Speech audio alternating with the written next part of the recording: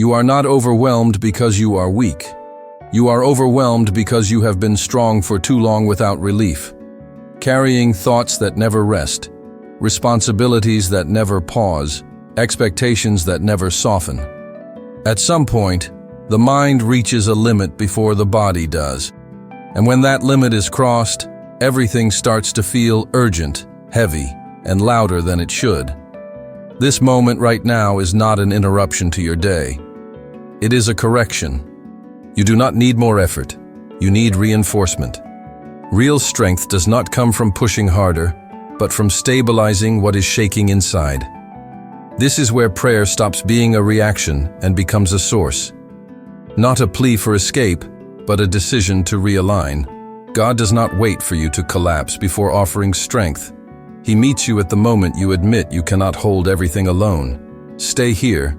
Let the tension surface without judgment. Because what comes next is not about fixing your life, but about receiving strength that holds you steady inside it. Overwhelm is not chaos. It is accumulation. Too many thoughts left unanswered. Too many emotions postponed. Too many decisions carried without support. When the mind cannot sort, it compresses. When the heart cannot speak, it tightens. And the result is that quiet pressure you feel, even when nothing is actively wrong. This is where self-awareness becomes the first form of strength. Descartes taught that clarity begins with examination, not denial, not escape, but honest recognition. Right now, you do not need to solve anything. You need to notice what you are carrying.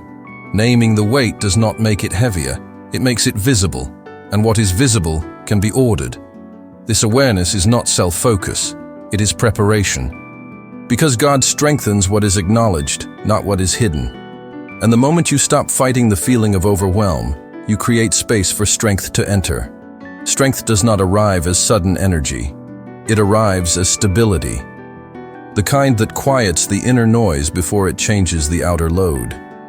When you ask God for strength, you are not asking to feel less. You are asking to stand without shaking, to think without spiraling, to move without forcing.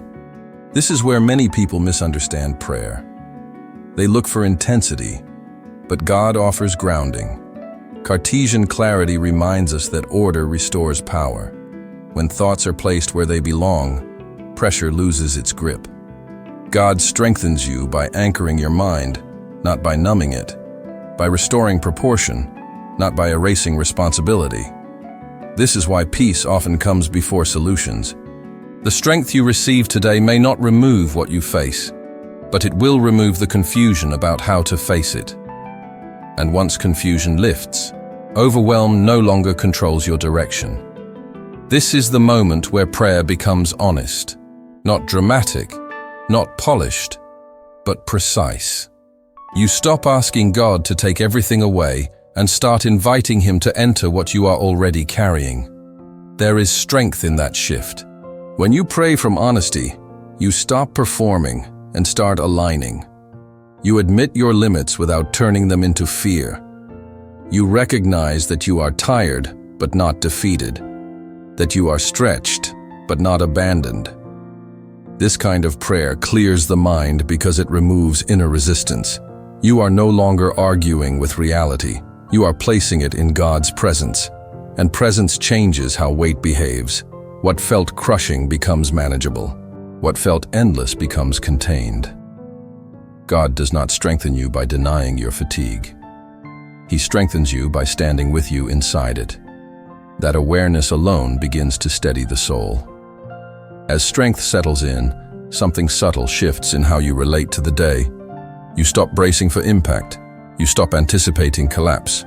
Instead of asking how much more you can endure, you begin to sense where you can stand. This is not resignation, it is orientation. God strengthens you by restoring your center, the place where thought, emotion, and intention align. From there, decisions lose their sharp edges.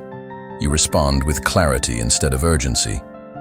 You choose presence over panic. Cartesian discipline teaches that a stable center produces coherent action. Spiritually, this is where trust becomes practical. You are no longer scattered across possibilities and fears. You are here, grounded, supported.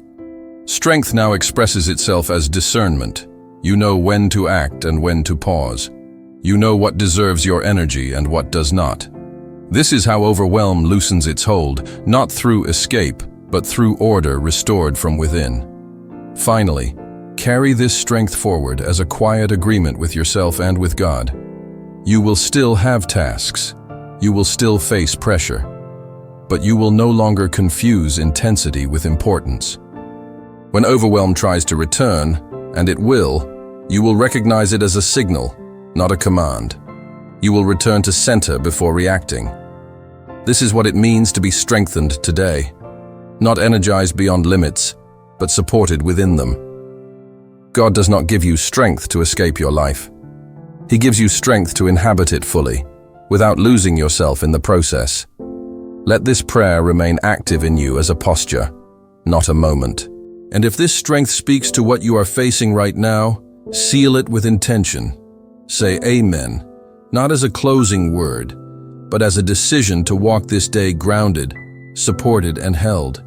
You are not overwhelmed because something is wrong with you. You are overwhelmed because you have been operating beyond your inner capacity for longer than you realize.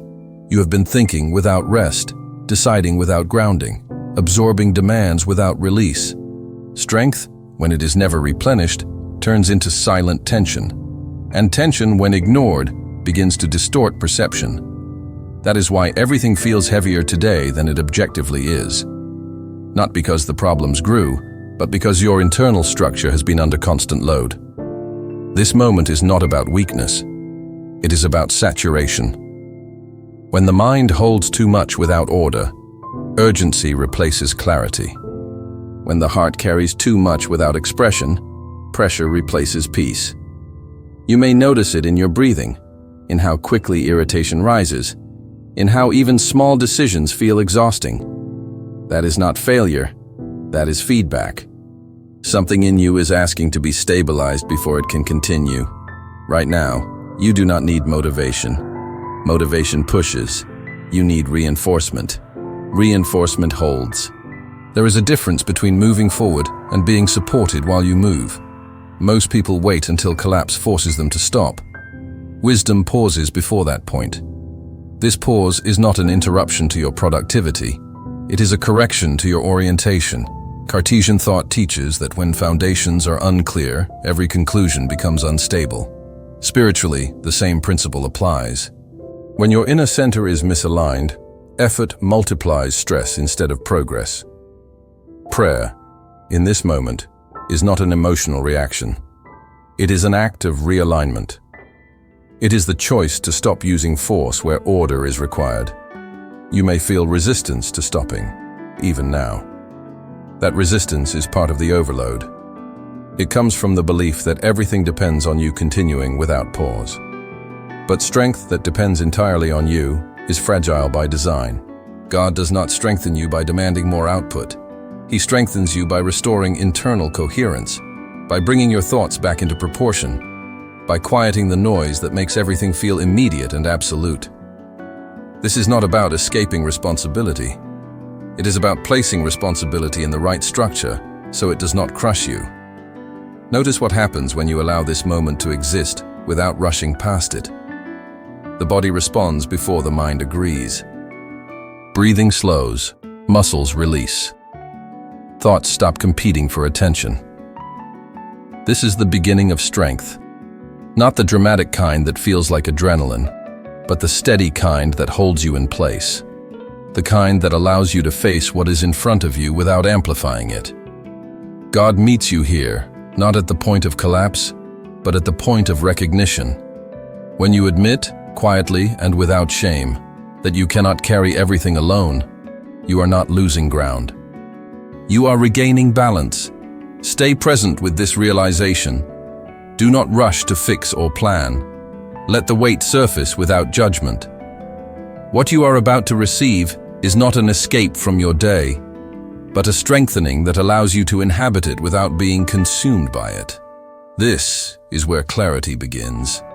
This is where overwhelm stops being an enemy and becomes a signal guiding you back to center.